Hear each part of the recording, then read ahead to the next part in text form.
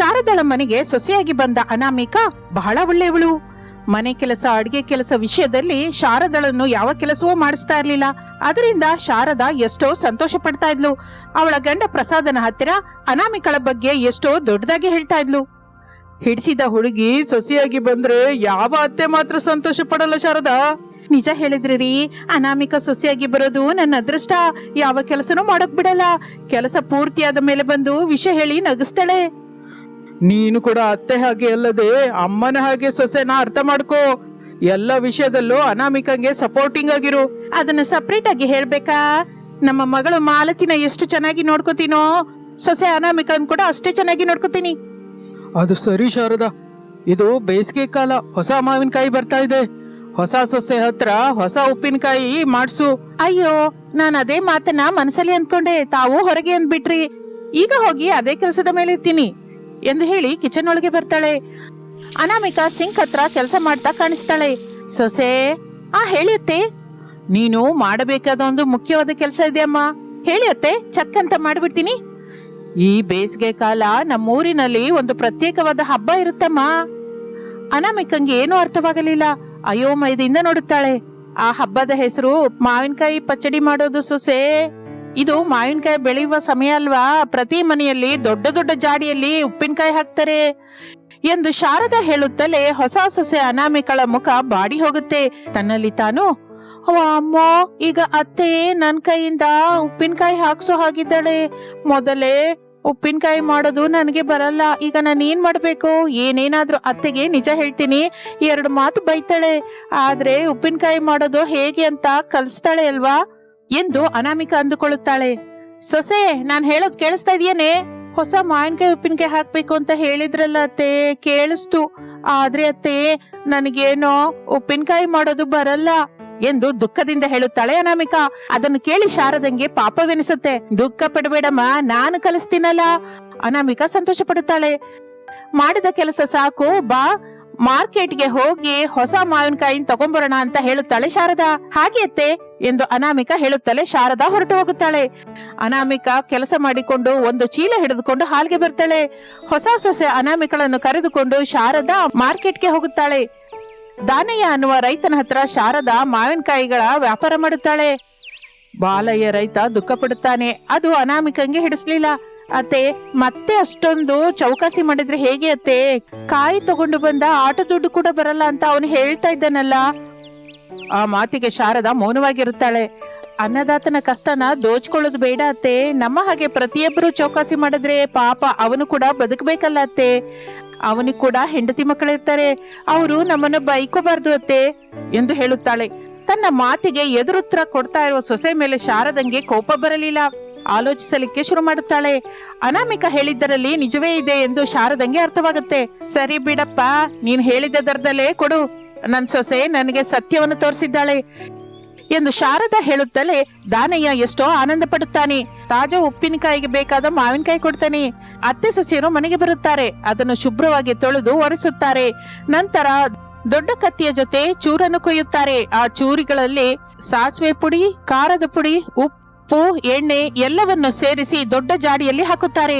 ಶಾರದಾ ಎಷ್ಟೋ ಜಾಗ್ರತೆಯಿಂದ ಮಾಡುತ್ತಾ ಅನಾಮಿಕಂಗೆ ಪ್ರತಿ ವಿಷಯವನ್ನು ವಿವರವಾಗಿ ಹೇಳುತ್ತಾಳೆ. ಸೊಸೆ, ಮಾವಿನಕಾಯಲ್ಲಿ ನೀರಿರಬಾರ್ದು, ಇಲ್ಲಾಂದ್ರೆ ಉಪ್ಪಿನಕಾಯಿ ಹಾಳಾಗುತ್ತೆ. ಹಾಗೆ ಅತ್ತೆ, ಉಪ್ಪು, ಖಾರದ ಪುಡಿ ಸರಿಯಾದ ಅಳತೆಯಲ್ಲಿ ಇರಬೇಕು ಎಂದು ವಿವರವಾಗಿ ಹೇಳುತ್ತಾಳೆ. ಅನಾಮಿಕಾ ಬಹಳ ಆಸಕ್ತಿಯಿಂದ ನೋಡ್ತಾ ಇರ್ತಾಳೆ. ಆದರೆ ಆಕೆಗೆ ಎಲ್ಲವೂ ಹೊಸದಾಗಿ ಅನಿಸುತ್ತೆ. ಇನ್ನು ಕೆಲಸವಾದ ನಂತರ ಶಾರದಾ ಹೀಗೆ ಹೇಳುತ್ತಾಳೆ. ಈಗ ಈ ಜಾಡಿಗಳನ್ನ 2 ದಿನದ ಹೊತ್ತು ಯಾರು ಮುಟ್ಟಬಾರ್ದು. ಆ ನಂತರ ಕಲ್ಸ್ಕೊಂಡು ತಿನ್ನೋಣ. ಹಾಗೆ ಅತ್ತೆ ಸೊಸೆಯರು ಸೇರಿ ಹೊಸ ಉಪ್ಪಿನಕಾಯಿ ಹಾಕಿದ ಜಾಡಿಯನ್ನು ಕಿಚನ್ ನಲ್ಲಿ ಒಂದು ಮೂಲೆಯಲ್ಲಿ ಇಡುತ್ತಾರೆ. ಆದರೆ ಅನಾಮಿಕಂಗೆ ಉಪ್ಪಿನಕಾಯಿ ಮೇಲೆ ಬಹಳ ಆಸಕ್ತಿ. ಹೇಗಿದೆಯೋ ಎಂದು ಆಲೋಚಿಸ್ತಾ ಇರ್ತಾಳೆ. ಹೊಸ ಮನೆಯಲ್ಲಿ ಎಲ್ಲರಿಗೂ ತುಂಬಾ ಹಿಡಿಸಬೇಕು ಎಂದು ಕೂಡ ಆಕೆ ಆಸೆ ಪಡ್ತಾಳೆ. 2 ದಿನದ ಮಧ್ಯಾಹ್ನ ಎಲ್ಲರೂ ತಮ್ಮ ತಮ್ಮ ಕೆಲಸಕ್ಕೆ ಹೊರಗೆ ಹೋಗುತ್ತಾರೆ. ಮನೆಯಲ್ಲೇ ಅನಾಮಿಕಾ ಒಬ್ಬಳೇ ಇರ್ತಾಳೆ. ಜಾಡಿಯಲ್ಲಿರುವ ಉಪ್ಪಿನಕಾಯಿ ಮೇಲೆ ಅವಳಿಗೆ ಆಸಕ್ತಿ ಹೆಚ್ಚಾಗುತ್ತೆ. ಅತ್ತೆ ಬರುವವರೆಗೆ ಉಪ್ಪಿನಕಾಯಿನ ನೋಡದೇ ಇರೋದು ನನ್ನಿಂದಾಗಲ್ಲ. ಆದರೂ ಒಂದು ಸಲ ನೋಡಿದಕ್ಕೆ ಏನೂ ಆಗತ್ತೆ, ಏನೂ ಆಗಲ್ಲ. ನಾನು ನೋಡಿದ ವಿಷಯ ಕೂಡ ಯಾರಿಗೂ ಗೊತ್ತಿಲ್ಲ ಎಂದು ಅನಾಮಿಕಾ ಮಾವಿನಕಾಯಿ ಉಪ್ಪಿನಕಾಯಿ ಜಾಡಿ ಹತ್ರ ಹೋಗಿ ಮುಚ್ಚಳ ತೆಗಿತಾಳೆ. ಒಳಗಡೆ ಕೆಂಪಗೆ ಮಿಂಚುವ ಉಪ್ಪಿನಕಾಯಿ ಕಾಣಿಸುತ್ತೆ. ಅನಾಮಿಕಂಗೆ ಭಲೇ ಸಂತೋಷವಾಗುತ್ತೆ. ಅಬ್ಬಾ, ಹೊಸ ಮಾವಿನಕಾಯಿ ಉಪ್ಪಿನಕಾಯಿ ನೋಡೋದಕ್ಕೆ ಭಲೆಯಾಗಿದೆ. ಒಂದು ಚೂರು ತಿಂದು ನೋಡಿದ್ರೆ ಟೇಸ್ಟ್ ಹೇಗಿದೆ ಅಂತ ಕೂಡ ಗೊತ್ತಾಗುತ್ತೆ ಅಂದುಕೊಂಡು ಒಂದು ಚೂರು ತೆಗೆದು ರುಚಿ ನೋಡುತ್ತಾಳೆ. ಇನ್ನು ಉಪ್ಪಿನಕಾಯಿ ಬಹಳ ಕಲತಿಲ್ಲವಾದ್ದರಿಂದ ರುಚಿ ಸ್ವಲ್ಪ ಭೇದವೆನಿಸುತ್ತದೆ. ಅಯ್ಯೋ ದೇವ್ರೆ, ಇದೆಲ್ಲ ಚೆನ್ನಾಗಿಲ್ವೇ, ಮನೆಯಲ್ಲಿ ಮಾಡಿದ ಹಾಗೇನೇ ಇಲ್ಲ. ಅತ್ತೆ ಖಚಿತವಾಗಿ ಬೈತಾಳೆ, ಈಗ ಏನ್ ಮಾಡ್ಬೇಕು ಅಂದುಕೊಂಡು ಆಲೋಚಿಸಲಿಕ್ಕೆ ಶುರು ಮಾಡುತ್ತಾಳೆ. ಸ್ವಲ್ಪ ಸಮಯದ ನಂತರ ಅನಾಮಿಕಂಗೆ ಒಂದೇ ಸಲಕ್ಕೆ ಒಂದು ಆಲೋಚನೆ ಬರುತ್ತೆ. ಸ್ವಲ್ಪ ಉಪ್ಪು, ಸ್ವಲ್ಪ ಖಾರದ ಪುಡಿ ಇನ್ನೂ ಹಾಕಿ ಸೇರಿಸಿದ್ರೆ ಚೆನ್ನಾಗಿರುತ್ತೆ ಅಂದುಕೊಂಡು ಸ್ವಲ್ಪ ಉಪ್ಪು ಹಾಕುತ್ತಾಳೆ. ನಂತರ ಖಾರದ ಪುಡಿ ಕೂಡ ಹಾಕುತ್ತಾಳೆ. ಇನ್ನು ಚೆನ್ನಾಗಿ ಕಲಿಸಬೇಕು ಅಂತ ಚಮಚದಲ್ಲಿ ಕಲಿಸುತ್ತಾಳೆ. ಅಷ್ಟರಲ್ಲಿ ನಿಲ್ಲಿಲ್ಲ. ಸ್ವಲ್ಪ ಎಣ್ಣೆ ಕೂಡ ಹಾಕಿದ್ರೆ ಚೆನ್ನಾಗಿರುತ್ತೆ ಏನೋ ಅಂದುಕೊಂಡು ಎಣ್ಣೆ ಕೂಡ ಹಾಕುತ್ತಾಳೆ. ಹಾಗೆ ಮಾಡುತ್ತಾ ಮಾಡುತ್ತಾ ಜಾಡಿಯಲ್ಲಿರುವ ಉಪ್ಪಿನಕಾಯಿ ಎಲ್ಲ ಅವಳಿಗೆ ಇಷ್ಟ ಬಂದ ಹಾಗೆ ಬದಲಾಯಿಸ್ತಾಳೆ. ಮತ್ತೆ ತಿರುಗಿ ಏನೂ ತಿಳಿಯದ ಹಾಗೆ ತನ್ನ ಕೆಲಸ ಮಾಡಿಕೊಳ್ಳಲಿಕ್ಕೆ ಶುರು ಮಾಡ್ತಾಳೆ. ಹಾಗೆ ಸಮಯ ಕಳೆಯುತ್ತಾ ಇರುತ್ತದೆ. ಸಾಯಂಕಾಲ ಎಲ್ಲರೂ ಮನೆಗೆ ಬರುತ್ತಾರೆ. ಊಟದ ಸಮಯದಲ್ಲಿ ಈಗ ಉಪ್ಪಿನಕಾಯಿ ತಿನ್ಬಹುದು ಎಂದು ಜಾಡಿ ತೆಗೆಯುತ್ತಾಳೆ ಶಾರದಾ. ಉಪ್ಪಿನಕಾಯಿ ಬಣ್ಣ, ವಾಸನೆ ಎರಡೂ ಬದಲಾಗಿ ಹೋಗಿರುತ್ತೆ. ಶಾರದಾ ಶಾಕ್ ಆಗುತ್ತಾಳೆ. ಅನಾಮಿಕಂಗೆ ಭಯವಾಗ್ತಾ ಇರುತ್ತೆ. ಶಾರದಾ ಕೋಪದಿಂದ ಕೇಳ್ತಾಳೆ, ಸೊಸೆ ಉಪ್ಪಿನಕಾಯಿ ಯಾಕೆ ಹೀಗಾಗಿದೆ? ಅನಾಮಿಕ ಸ್ವಲ್ಪ ಭಯಪಡುತ್ತಾಳೆ. ಆದ್ರೆ ನಡೆದ ವಿಷಯವನ್ನು ಹೇಳಬೇಕು ಅನ್ಕೋತಾಳೆ. ಅತ್ತೆ, ನಾನು ಮಧ್ಯಾಹ್ನ ಒಂದು ಸಲ ನೋಡ್ದೆ, ರುಚಿಯನ್ನು ಸ್ವಲ್ಪ ಸರಿ ಇಲ್ಲ ಅನಿಸ್ತು. ಅದಕ್ಕೆ ಸ್ವಲ್ಪ ಉಪ್ಪು, ಖಾರದ ಪುಡಿ, ಎಣ್ಣೆ ಕೂಡ ಹಾಕಿ ಸೇರಿಸಿದ್ದೀನಿ ಎಂದು ಹೇಳುತ್ತಾಳೆ. ಆ ಮಾತನ್ನು ಕೇಳುತ್ತಲೇ ಶಾರದಾ ನಗುತ್ತಾಳೆ. ಅನಾಮಿಕಂಗೆ ಏನೂ ಅರ್ಥವಾಗಲಿಲ್ಲ. ಅಯ್ಯೋ ಹೊಸ ಸೊಸೆ, ಉಪ್ಪಿನಕಾಯಿನ ಮೊದಲ ದಿನ ಬದಲಾಯಿಸಬಾರ್ದು, 2-3 ದಿನದ ನಂತರ ರುಚಿ ಬರುತ್ತೆ. ಕ್ಷಮಿಸ್ಬಿಡಿ ಅತ್ತೆ, ಆ ವಿಷಯ ನಂಗೆ ಗೊತ್ತಿಲ್ವಲ್ಲ ಎಂದು ಹೇಳುತ್ತಾಳೆ. ಪ್ಲೇಟ್ ಅಲ್ಲಿ ತಿನ್ನೋದಕ್ಕೆ ಅನ್ನ ಹಾಕಿಕೊಂಡು ಪ್ರಸಾದ್, ರಮೇಶ್, ವಿನೋದ್, ಮಾಲತಿ ಆಗಲೇ ಕೂತಿರ್ತಾರೆ. ಶಾರದಾ, ಹೊಸ ಉಪ್ಪಿನಕಾಯಿನ ತಗೊಂಡ್ಬರ್ತೀರಾ ಇಲ್ವಾ? ಇಲ್ಲ ಅಂದ್ರೆ ಸಾರ್ ಹಾಕೊಂಡೆ ತಿನ್ನೋಣ ಎಂದು ಕೇಳುತ್ತಾನೆ. ಬರ್ತಾ ಇದೀನ್ರಿ ಎಂದು ಶಾರದಾ ಒಂದು ಬಟ್ಟಲಲ್ಲಿ ಉಪ್ಪಿನಕಾಯಿ ತೆಗೆದುಕೊಂಡು ಬರ್ತಾಳೆ. ಎಲ್ಲರೂ ನೋಡುತ್ತಾರೆ. ಬಣ್ಣ ವಾಸನೆ ಹಿಡಿಸಲಿಲ್ಲ. ಇದೇನೆ ಶಾರದಾ ಹೀಗಿದೆ? ಹೊಸ ಸೊಸೆಯ ಹೊಸ ಉಪ್ಪಿನಕಾಯಿ ಪಚಡಿ, ಹಾಕೊಂಡು ತಿನ್ನಿ ಎಂದು ಹೇಳುತ್ತಲೇ ತಿನ್ನೋದಕ್ಕೆ ಯಾರು ಸಾಹಸ ಮಾಡಲಿಲ್ಲ. ಶಾರದಾ ಮುಸಿಮುಸಿ ನಗುತ್ತಾಳೆ. ಎಲ್ರೂ ಸಾರ್ ಹಾಕೊಂಡು ತಿಂತಾರೆ. ಆಗ ಅನಾಮಿಕಂಗೆ ಯಾವ ಕೆಲಸವಾದರೂ ಗಾಬರಿ ಬಿದ್ದು ಮಾಡಬಾರದು, ಅತ್ತೆ ಹೇಳಿದ್ದು ಕೇಳಬೇಕು, ಮೊದಲೇ ತನಗೆ ಇಷ್ಟ ಬಂದ ಹಾಗೆ ಮಾಡಬಾರದು, ಪೂರ್ತಿಯಾಗಿ ಕಲ್ತ್ಕೋಬೇಕು ಎಂದು ತಿಳಿದುಕೊಳ್ಳುತ್ತಾಳೆ. ಹಾಗೆ ತಿಂಗಳು ಕಳೆಯುತ್ತಾ ಇರುತ್ತದೆ. ಮತ್ತೆ ಹೊಸ ವರ್ಷ ಬರುತ್ತದೆ. ಈ ಸಲ ಹೊಸ ಮಾವಿನಕಾಯಿಗಳು ಬರುತ್ತದೆ. ತೆಗೆದುಕೊಂಡು ಬರಲಿಕ್ಕೆ ಅನಾಮಿಕ ಚೀಲದ ಜೊತೆ ಹಾಲಿಗೆ ಬರ್ತಾಳೆ. ಎಲ್ಗಮ್ಮ? ಮಾರ್ಕೆಟ್ಗೆ ಹೋಗ್ತಾ ಇದ್ದೀನತ್ತೆ. ಹೊಸ ಮಾವಿನಕಾಯಿನ? ಹೌದು ಅತ್ತೆ, ನಾವು ಮತ್ತೆ ಉಪ್ಪಿನಕಾಯಿ ಹಾಕ್ಬೇಕಲ್ಲ.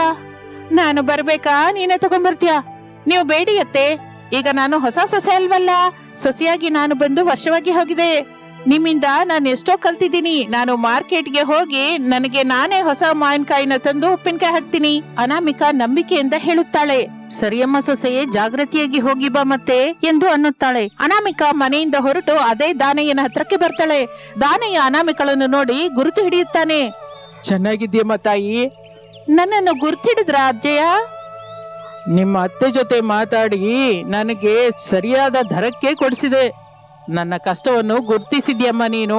ನಾನು ನೆನಪಿಟ್ಕೊಳ್ಳದೆ ಹೇಗಿರ್ತೀನಿ ತಾಯಿ? ಬಹಳ ಸಂತೋಷ ದೊಡ್ಡಯ್ಯ. ಈ ವರ್ಷ ರೇಟ್ ಹೇಗಿದೆ? ರೇಟ್ ಹೇಗಿದ್ರೆ ಏನಿದೆ ತಾಯಿ, ನಿನಗೆ ಇಷ್ಟ ಬಂದ ಕಾಯಿನ ತಗೋ ಎಂದು ಹೇಳುತ್ತಲೇ ಹೊಸ ಉಪ್ಪಿನಕಾಯಿಗೆ ಮಾವಿನಕಾಯಿ ತಗೋತಾಳೆ. ಮನೆಗೆ ಬಂದು ಅತ್ತೆ ಶಾರದಾ ಹೇಳಿದ ಹಾಗೆ ಮಾವಿನಕಾಯಿ ಉಪ್ಪಿನಕಾಯಿ ಮಾಡ್ತಾಳೆ. 3 ದಿನದ ನಂತರ ಎಲ್ಲರೂ ತಿಂದು ಆ ಉಪ್ಪಿನಕಾಯಿ ತುಂಬಾ ರುಚಿಯಾಗಿದೆ ಅಂತ ಹೇಳ್ತಾರೆ. ಈಗ ನಮ್ಮ ಸೊಸೆ ಮಾಡಿದ ಉಪ್ಪಿನಕಾಯಿ ನಿಜವಾದ ಉಪ್ಪಿನಕಾಯಿ ಎಂದು ಮೆಚ್ಚಿಕೊಳ್ಳುತ್ತಾಳೆ ಶಾರದಾ. ಅನಾಮಿಕಾ ಎಷ್ಟೋ ಸಂತೋಷ ಪಡುತ್ತಾಳೆ. ಇದು ಇಂದಿನ ಕತೆ. ಮತ್ತೊಂದು ಆಸಕ್ತಿಕರ ಕತೆ ಜೊತೆ ಮತ್ತೆ ಸೇರೋಣ. ಅಲ್ಲಿಯವರೆಗೂ ವಿರಾಮ. ನಮಸ್ತೆ. ಕಾರಿನಲ್ಲಿ ಸಿಟಿ ಸೊಸೆ ಭಾವನಾ ಕೋಪದಿಂದ ಹಳ್ಳಿಯಲ್ಲಿ ಇರುತ್ತಾ ಇರುವ ತನ್ನ ವಾರಗಿತ್ತಿ ಅನಾಮಿಕಳ ಹತ್ರಕ್ಕೆ ಹೊರಡುತ್ತಾಳೆ. ಹಳ್ಳಿಲಿ ಇರ್ತಾ ನಾನ್ ಕಳಿಸ್ತಾ ಇರೋ ದುಡ್ಡಿನಿಂದ ಬದುಕುತ್ತಾ ಕೂಡ ನಾನ್ ಹೇಳಿದ ಕೆಲಸ ಮಾಡಲ್ಲ ಅಂತಳ. ಈಗ ಹೋಗ್ತಾ ಇದ್ದೀನಲ್ಲ, ಊರವರೆಲ್ಲರ ಮುಂದೆ ಅವಳ ಮರ್ಯಾದೆ ತೆಗಿತೀನಿ ಎಂದು ಕಾರಿನ ಸ್ಪೀಡ್ ಅನ್ನು ಹೆಚ್ಚಿಸುತ್ತಾಳೆ. ಆಗಲೇ ಆಕೆಯ ಗಂಡ ವಿನೋದ್ ಫೋನ್ ಮಾಡುತ್ತಾನೆ. ಭಾವನಳ ಕೋಪ 2ರಷ್ಟಾಗುತ್ತೆ. ಏನ್ ಹೇಳು ವಿನೋದ್? ಭಾವನಾ, ಊರಿಗೆ ನೀನ್ ಯಾಕೆ ಹೋಗ್ತಾ ಇದೀಯ ಹೇಳು? ಈ ಸಂಡೇ ನಾನು ಹೋಗ್ತಾ ಇದ್ದೆ ಇಲ್ಲ. ತಮ್ಮ ಹಳ್ಳಿ ಅತ್ತಿಗೆಯವರು ಆಡಿದ ಮಾತುಗಳು ನನಗೆ ಹಿಡಿಸ್ಲಿಲ್ಲ ವಿನೋದ್. ಅದಕ್ಕೆ ಹೋಗ್ತಾ ಇದ್ದೀನಿ. ಇನ್ನೊಂದು ಗಂಟೆಯಲ್ಲಿ ಊರಲ್ಲಿ ಇರ್ತೀನಿ. ನಾನು ಕಳಿಸ್ತಾ ಇರುವ ದುಡ್ಡಿನಿಂದ ತಿಂತ ಕೂಡ ನಾನು ಹೇಳಿದ ಕೆಲಸ ಮಾಡಲ್ಲ ಅಂತ ಹೇಳ್ತಾಳ ಆ ಅನಾಮಿಕಾ. ಎಷ್ಟು ಪೊಗರು! ನಿನ್ನ ನಡವಳಿಕೆ ನೋಡ್ತಾ ಇದ್ದೆ ಊರಲ್ಲಿ ದೊಡ್ಡ ಗಲಾಟೆ ಮಾಡೋ ಹೋಗಿದ್ಯಾ. ನನ್ನ ಮಾತನ್ನು ಕೇಳಿ ಹಿಂದಕ್ಕೆ ಬಾ ಭಾವನಾ. ಅಷ್ಟು ಕೋಪದಿಂದ ಊರ್ಗೆ ಹೇಳೋದು ಕೂಡ ಅಷ್ಟು ಒಳ್ಳೇದಲ್ಲ. ಅತ್ತಿಗೆ ಜೊತೆ ಜಗಳವಾಡೋದು ನಿಜಕ್ಕೂ ಚೆನ್ನಾಗಿರಲ್ಲ ಎಂದು ವಿನೋದ್ ಹೇಳುತ್ತಾ ಇರುವಾಗ ಭಾವನ ಕೋಪದಿಂದ ಫೋನ್ ಕಟ್ ಮಾಡುತ್ತಾಳೆ. ಕಾರ್ ಸ್ಪೀಡ್ ಅನ್ನ ಹೆಚ್ಚಿಸುತ್ತಾಳೆ.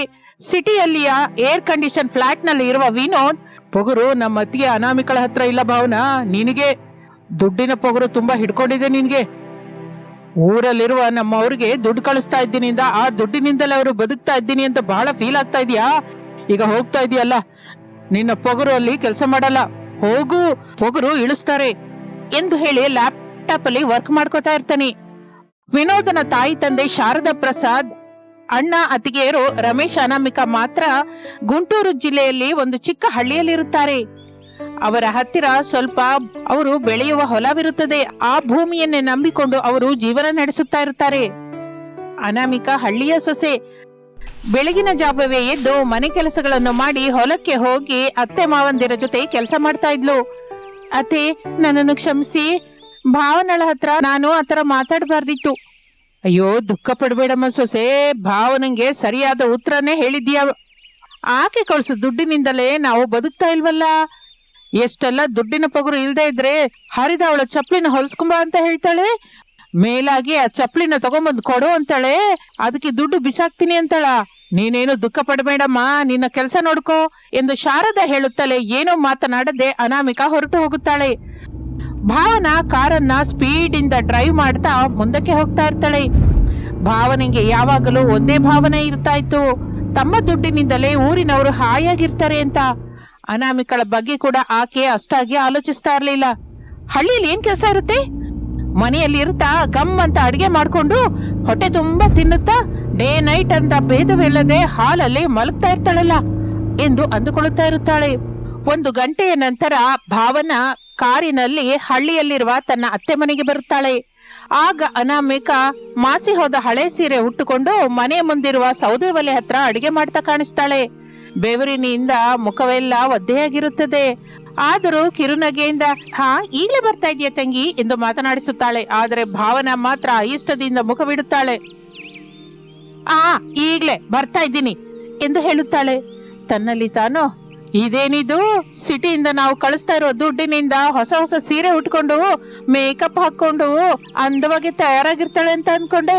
ಈಗ ಹಳೆ ಸೀರೆನಲ್ಲಿ ಬೆವರು ಹಿಡಿದ ಜಿಡ್ಡು ಮುಖದಿಂದಿದ್ದಾಳೆ. ಆದ್ರೂ ಇದೆಲ್ಲ ನಾಟಕ ಏನಕ್ಕಾಗ್ಬಾರ್ದು. ನಾನು ಇಲ್ಲಿಗೆ ಬರ್ತಾ ಇರೋ ಹಾಗೆ ಫೋನ್ ಮಾಡಿ ಹೇಳಿರ್ತಾನೆ, ಅದಕ್ಕೆ ಈಕೆ ಹೀಗೆ ಆಕ್ಟಿಂಗ್ ಮಾಡ್ತಾ ಇದ್ದಾಳೆ ಎಂದು ಅಂದುಕೊಳ್ಳುತ್ತಾಳೆ. ಆದ್ರೆ ಅನಾಮಿಕಾ ಮಾತ್ರ ಅಭಿಮಾನದಿಂದ, ಮೈದಿನ ಬರ್ಲಿಲ್ವಾ ತಂಗಿ, ನೀನೊಬ್ಳೇ ಬಂದ್ಯಾ? ಭಾವನವ್ರ ಹಾಗೆ ಅವರು ಕೆಲಸ ಇಲ್ಲದೆ ಇರ್ತಾರೆ ಅಂತ ಅನ್ಕೊಂಡಿದ್ಯಾ ಏನೋ? ಅಲ್ಲಿ ಅವರು ನಾನು ಡೇ ಅಂಡ್ ನೈಟ್ ವರ್ಕ್ ಮಾಡ್ತಾ ಇದ್ದೀವಿ, ನಿಮಗೆ ದುಡ್ಡು ಕಳಿಸ್ತಾ ಇದ್ದೀವಲ್ಲ, ಆ ದುಡ್ಡಿನಿಂದಲೇ ಅಲ್ವಾ ಎಂದು ಭಾವನಾ ಅನ್ನುತ್ತಿರುವ ಮಾತು ಪೂರ್ತಿಯಾಗುವ ಮೊದಲೇ ಮನೆಯೊಳಗಿಂದ ಅತ್ತೆ ಮಾವಂದಿರು ಹೊರಗೆ ಬರುತ್ತಾರೆ. ಭಾವನಳನ್ನು ನೋಡಿ ಸಂತೋಷ ಪಡುತ್ತಾರೆ. ಭಾವನ ಅವರನ್ನು ನೋಡುತ್ತಾಳೆ. ಅವರು ಕೂಡ ಅಷ್ಟೇ ಹಳೆ ಬಟ್ಟೆಯಲ್ಲಿ ಇರುತ್ತಾರೆ. ಮತ್ತಿಷ್ಟು ದುಡ್ಡು ಕೇಳೋದಕ್ಕೆ ಎಲ್ರೂ ಸೇರಿ ದೊಡ್ಡ ಪ್ಲಾನೇ ಹಾಕಿದ್ದಾರೆ.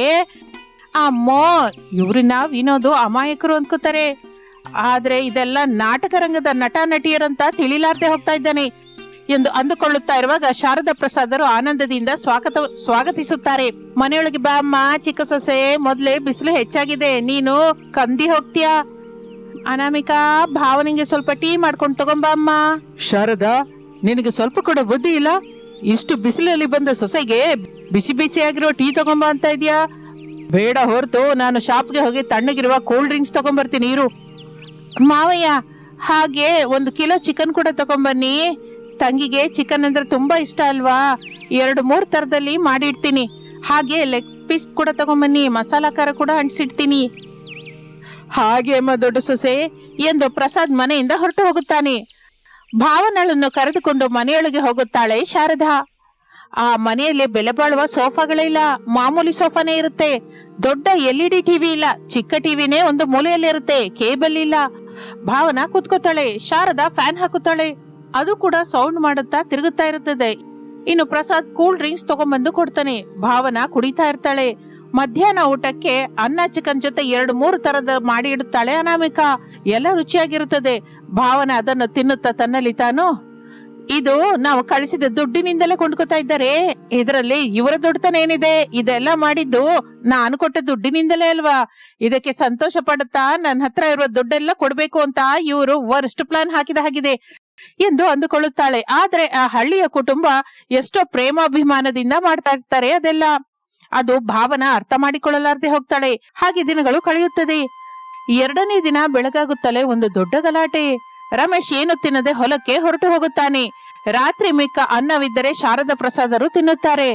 ಅನಾಮಿಕಾ ಅಡುಗೆ ಮಾಡುತ್ತಾಳೆ. 10 ನಿಮಿಷದ ನಂತರ ಉಪ್ಪಿನಕಾಯಿ ಜೊತೆ ಅನ್ನವನ್ನು ಇಟ್ಟುಕೊಂಡ ಕ್ಯಾರಿಯರ್ ಅನ್ನು ತಗೊಂಡು ಎಲ್ರೂ ಕೂಲಿ ಕೆಲಸಕ್ಕೆ ಹೊರಡುತ್ತಾರೆ. ಭಾವನ ಆಶ್ಚರ್ಯ ಹೋಗುತ್ತಾಳೆ. ಮನೆ ಹತ್ರ ಒಬ್ಳೇ ಇರ್ತಾಳೆ. ಕರೆಂಟ್ ಕೂಡ ಇಲ್ಲ. ಏನ್ ಮಾಡ್ಬೇಕೋ ಅರ್ಥವಾಗಲಿಲ್ಲ. ತಕ್ಷಣ ವಿನೋದ್ಗೆ ಫೋನ್ ಮಾಡ್ತಾಳೆ. ಅವನು ಬ್ಯುಸಿಯಾಗಿರೋದ್ರಿಂದ ಫೋನ್ ಕಟ್ ಮಾಡುತ್ತಾನೆ. ಭಾವನಂಗೆ ಆ ಮನೇಲಿ ಏನ್ ಮಾಡ್ಬೇಕೋ ಅರ್ಥವಾಗಿಲ್ಲ. ಕೊಡೆ ಹಿಡಿದುಕೊಂಡು ಹೊಲದ ಹತ್ರಕ್ಕೆ ಹೋಗುತ್ತಾ, ಇಷ್ಟು ಬಿಸಿಲಲ್ಲಿ ಕೂಡ ಹೊಲಕ್ಕೆ ಹೋಗ್ತಾರಾ ಎಂದು ಅಂದುಕೊಳ್ಳುತ್ತಾ ಅತಿ ಕಷ್ಟದಿಂದ ಅಲ್ಲಲ್ಲಿ ಮರದ ನೆರಳಲ್ಲಿ ಸ್ವಲ್ಪ ಹೊತ್ತು ಕೂತ್ಕೊಂಡು ಹೊಲವನ್ನು ಸೇರಿಕೊಳ್ಳುತ್ತಾಳೆ. ಅಷ್ಟು ಬಿಸಿಲಲ್ಲಿ ಎಲ್ರೂ ಹೊಲದ ಕೆಲಸ ಮಾಡ್ತಾ ಕಾಣಿಸುತ್ತಾರೆ ಭಾವನಂಗೆ. ಭಾವನಾಳನ್ನು ನೋಡಿ ಅನಾಮಿಕಾ ಹತ್ರಕ್ಕೆ ಬರ್ತಾಳೆ. ಬಾವಿ ಹತ್ರ ಇರೋ ಮರದ ಹತ್ರ ಕರ್ಕೊಂಡು ಹೋಗ್ತಾಳೆ. ಅಮ್ಮ, ಅಕ್ಕ, ದಿನವೂ ಹೀಗೇನೆ ನೀವೆಲ್ರೂ ಕೆಲಸ ಮಾಡ್ತೀರಾ? ಹೌದು ತಂಗಿ, ಹೀಗೆ ದಿನವೆಲ್ಲ ನಾವು ಕೆಲಸ ಮಾಡಿದ್ರೆ ನಮ್ಮ ಮನೆಯಲ್ಲಿ ತಿನ್ನೋದಕ್ಕೆ ಸರಿ ಹೋಗುವ ಅಕ್ಕಿ ಬರುತ್ತೆ, ತರಕಾರಿ ಬರುತ್ತೆ. ಬೆಳಿಗ್ಗೆ ನೀರು ಬಿಡಬೇಕು, ಕಳೆ ತೆಗಿಬೇಕು, ಇಲ್ಲ ಅಂದ್ರೆ ಇಳುವರಿ ಕಡಿಮೆ ಆಗುತ್ತಲ್ಲ ಎಂದು ಅನಾಮಿಕಾ ಹೇಳುತ್ತಾಳೆ. ಅಲ್ಲಿ ಎಲ್ಲವೂ ಆಕೆಯ ಊಹೆಗೆ ವಿರುದ್ಧ. ಬಿಸಿಲು ಉರಿತಾ ಇರುತ್ತದೆ, ನೆಲ ಬಿಸಿಯಾಗುತ್ತದೆ. ಮಾವ ನೀರಿನ ಮೋಟಾರ್ ಹತ್ರ ಕೆಲಸ ಮಾಡೋದು, ರಮೇಶ್ ಟ್ರ್ಯಾಕ್ಟರ್ ನಡೆಸುವುದು ಎಲ್ಲ ಕಷ್ಟಪಟ್ಟು ಮಾಡ್ತಾ ಇರುವ ಕೆಲಸಗಳು. ಅನಾಮಿಕಾ ಕೈಗಳು ಒಡೆದು ಹೋಗಿರುತ್ತದೆ, ಕಪ್ಪಗೆ ಬದಲಾದ ಚರ್ಮ. ಆದ್ರೂ ಒಂದು ಮಾತು ಕೂಡ ದುಃಖದಿಂದ ಹೇಳಲಿಲ್ಲ. ಮಧ್ಯಾಹ್ನ ಎಲ್ಲರೂ ಮರದ ನೆರಳಲ್ಲಿ ಕೂತ್ಕೊಂಡು ಬೆಳಿಗ್ಗೆನೆ ಮನೆಯಿಂದ ತಂದ ಅನ್ನ ಉಪ್ಪಿನಕಾಯಿ ತಿನ್ನುತ್ತಾರೆ. ಆ ಸಮಯದಲ್ಲಿ ಮಾವ, ಈ ಸಲ ಅಕ್ಕಿ ಬಹಳ ಚೆನ್ನಾಗಿ ಬಂದಿದೆ, ಸ್ವಲ್ಪ ಇಟ್ಬಿಟ್ಟು ಮಿಕ್ಕದ್ದನ್ನ ಮಾರಬೇಕು, ನಿಮಗೆ ಬಟ್ಟೆ ಕೊಡ್ಬೇಕು, ಮದುವೆ ಆದಾಗಿಂದ ನಮ್ಮ ಕೈಯಿಂದ ನಿಮಗೆ ಯಾವಾಗ್ಲೂ ಏನು ಮಾಡಿಲ್ಲ ತಾಯಿ ಎಂದು ಹೇಳಿದ ಮಾತು ಭಾವನಳ ಮನಸ್ಸನ್ನು ಕದಲಿಸುತ್ತದೆ. ಭಾವನ ಒಂದೇ ಸಲ ಆಶ್ಚರ್ಯ ಹೋಗುತ್ತಾಳೆ. ತಂಗಿ, ನಾವು ಬೆಳೆಯುವ ಅಕ್ಕಿಯನ್ನೇ ಅಲ್ವಾ ನಾವು ನಿಮ್ಗೆ ಕಳ್ಸೋದು, ನೀವು ಅದಕ್ಕೆ ದುಡ್ಡು ಕಳಿಸ್ತೀರಾ, ಆದ್ರೆ ನಗರದ ಖರ್ಚು ಹೆಚ್ಚಾಗಿರುತ್ತೆ. ಅದಕ್ಕೆ ಅಕ್ಕಿ, ಬೇಳೆಗಳು, ಖಾರದ ಪುಡಿ, ಕಡಲೆ ಬೀಜ ಎಷ್ಟುವರೆಗೆ ಸಾಧ್ಯವೋ ಅಷ್ಟೇ ಕಳಿಸ್ತೀವಿ. ಆ ಮಾತನ್ನು ಕೇಳಿದ ಭಾವನಳ ಎದೆಯಲ್ಲಿ ಏನೋ ಒಡೆದು ಹೋಗುತ್ತದೆ. ತಾನು ಇಷ್ಟು ಕಾಲ ಅಂದುಕೊಂಡಿದ್ದು ಎಷ್ಟು ತಪ್ಪೋ ಅರ್ಥವಾಗುತ್ತದೆ. ತಾನು ಕಳಿಸುವ ದುಡ್ಡಿನಿಂದ ಅವರು ಬದುಕ್ತಾ ಇದ್ದಾರೆ ಅನ್ಕೋತಾಳೆ. ಆದರೆ ಅವರು ಬೆಳೆಸಿದ ಅಕ್ಕಿ, ಅವರು ಕಳಿಸುವ ಸಾಮಾನಿನಿಂದ ತಾನು ನಗರದಲ್ಲಿ ಸುಖವಾಗಿ ಬದುಕ್ತಾ ಇದ್ದೀನಿ ಅಂತ ತಿಳ್ಕೊತಾಳೆ. ಮನೆಗೆ ಯಾವಾಗ ಹೋಗೋಣ ಅಕ್ಕ? ಕತ್ತಲಾಗ್ತಾ ಇದೆ ತಂಗಿ, ಇಂಥ ಬಿಸಿಲಲ್ಲಿ ಹೇಗೆ ಹೋಗ್ತೀವಿ ಹೇಳು? ಈ ಮರದ ನೆರಳಲ್ಲಿ ತಣ್ಣಗಿರುತ್ತೆ, ಇಲ್ಲೇ ಇರು, ಸಾಯಂಕಾಲ ಎಲ್ರೂ ಸೇರಿ ಹೋಗೋಣ ಎಂದು ಅನಾಮಿಕಾ ಹೇಳುತ್ತಾಳೆ. ಅದಕ್ಕೆ ಭಾವನ ಸರಿ ಅನ್ನುತ್ತಾಳೆ. ತನ್ನ ಕಣ್ಣಾರೆ ಹಳ್ಳಿಯ ಅತ್ತೆಯ ಕುಟುಂಬ ಎಲ್ಲವೂ ಮಾಡ್ತಾ ಇರುವ ಕೆಲಸನ ನೋಡ್ತಾಳೆ. ಕತ್ತಲಾದ ನಂತರ ಮನೆಗೆ ಬರುತ್ತಾರೆ. ಆ ರಾತ್ರಿ ಭಾವನ ನಿದ್ರೆ ಮಾಡಲಾರದೆ ಹೋಗುತ್ತಾಳೆ. ಅನಾಮಿಕಳ ಕೈಗಳ ಗಾಯಗಳು, ಅತ್ತೆ ಮಾವಂದಿರ ಕಷ್ಟ, ಹೊಲದಲ್ಲಿಯ ಬಿಸಿಲು ಎಲ್ಲ ಕಣ್ಣ ಮುಂದೆ ತಿರುಗುತ್ತದೆ. ಇನ್ನು 3ನೇ ದಿನ ಸಿಟಿಗೆ ತಿರುಗಿ ಹೋಗುವ ಸಮಯ ಬರುತ್ತದೆ. ಭಾವನ ಕಾರನ್ನು ಒರೆಸುತ್ತಾ ಇರುವಾಗ ಎಲ್ಲರೂ ಸೇರಿ ಒಂದು ದೊಡ್ಡ ಚೀಲದಲ್ಲಿ ಅಕ್ಕಿ, ಇನ್ನೂ ಕೆಲ ಚೀಲದಲ್ಲಿ ಖಾರದ ಪುಡಿ, ಬೇಳೆಗಳು, ಕಡಲೆ ಬೀಜ ಎಲ್ಲವನ್ನು ಕಾರಲ್ಲಿ ಇಡ್ತಾರೆ. ಭಾವನಳ ಕಣ್ಣಲ್ಲಿ ನೀರು ಬರುತ್ತೆ. ಅತ್ತೆ, ಇದೆಲ್ಲ ಈಗ ಏನಕ್ಕೆ? ನೀವು ಕಷ್ಟಪಟ್ಟು ಬೆಳೆಸ್ತಾ ಇದ್ದೀರಲ್ಲ ಸೊಸೆ, ಇದೆಲ್ಲ ನಮ್ಮ ಆನಂದಮ್ಮ ಮಕ್ಕಳಿಗೆ ಕಳಿಸೋದು ನಮ್ಮ ಜವಾಬ್ದಾರಿ ಎಂದು ಹೇಳುತ್ತಾಳೆ ಶಾರದಾ. ಕಾರು ಕದಲುವ ಸಮಯಕ್ಕೆ ಭಾವನಳ ಎದೆಯಲ್ಲಿ ಗರ್ವವಿಲ್ಲ, ಕೇವಲ ಕೃತಜ್ಞತೆ. ತಾನು ಕಳಿಸುವ ದುಡ್ಡು ಒಂದು ಭಾಗ ಮಾತ್ರನೇ, ಆದ್ರೆ ಈ ಹಳ್ಳಿಯ ಕಷ್ಟ, ಪ್ರೇಮ, ಬೆಳೆ ಇದೇ ನಿಜವಾದ ಬಲ. ಭಾವನ ಕಾರಿನಲ್ಲಿ ಸಿಟಿಗೆ ಹೋಗುತ್ತಾ, ನಮ್ಮಿಂದ ಅವರು ಬದುಕ್ತಾ ಇದ್ದಾರೆ ಅನ್ನೋದಲ್ಲ, ಆದ್ರೆ ಅವರಿಂದ ನಾವು ಬದುಕ್ತಾ ಇದ್ದೀವಿ ಅಂತ ನನಗೆ ಈಗಲೇ ಅರ್ಥವಾಯ್ತು. ಸಿಟಿಯ ಜೀವನ ಸೌಕರ್ಯ ಕೊಡುತ್ತೆ, ಆದರೆ ಹಳ್ಳಿಯ ಜೀವನ ಬಲವನ್ನು ಕೊಡುತ್ತೆ. ಒಂದು ದುಡ್ಡು ಕಲಿಸುತ್ತೆ, ಮತ್ತೊಂದು ಮನಸ್ಸನ್ನು ಕಲಿಸುತ್ತೆ ಎಂದು ಹೇಳಿ ಮುಂದಕ್ಕೆ ಹೋಗ್ತಾ ಇರ್ತಾಳೆ. ಆ ದಿನದಿಂದ ಭಾವನೆಗೆ ಹಳ್ಳಿ ಎಂದರೆ ಕೇವಲ ಗ್ರಾಮವಲ್ಲ, ತನ್ನ ಜೀವನಕ್ಕೆ ಆಧಾರವೆಂದು ಅರ್ಥವಾಗುತ್ತದೆ. ಆಗಾಗ ಫೋನ್ ಮಾಡಿ ಎಷ್ಟೋ ಗೌರವದಿಂದ ಮಾತಾಡ್ತಾ ಇರ್ತಾಳೆ ಅತ್ತೆ ಮಾವಂದಿರ ಕುಟುಂಬದ ಜೊತೆ. ಹಳ್ಳಿಯ ಸೊಸೆ ಅನಾಮಿಕಂಗೆ ಓದು ಕಡಿಮೆ ಆದರೂ ಜೀವನದ ಬುದ್ಧಿ ಹೆಚ್ಚು. ಸಿಟಿ ಸೊಸೆ ಭಾವನೆಗೆ ಸಂಬಳ ಹೆಚ್ಚಾದರೂ ನಿಜವಾದ ಬೆಲೆಯನ್ನು ಈಗಲೇ ಅರ್ಥವಾಗುತ್ತದೆ. ಇದು ಇಂದಿನ ಕತೆ. ಮತ್ತೊಂದು ಆಸಕ್ತಿಕರ ಕತೆ ಜೊತೆ ಮತ್ತೆ ಸೇರೋಣ. ಅಲ್ಲಿವರೆಗೂ ವಿರಾಮ. ನಮಸ್ತೆ.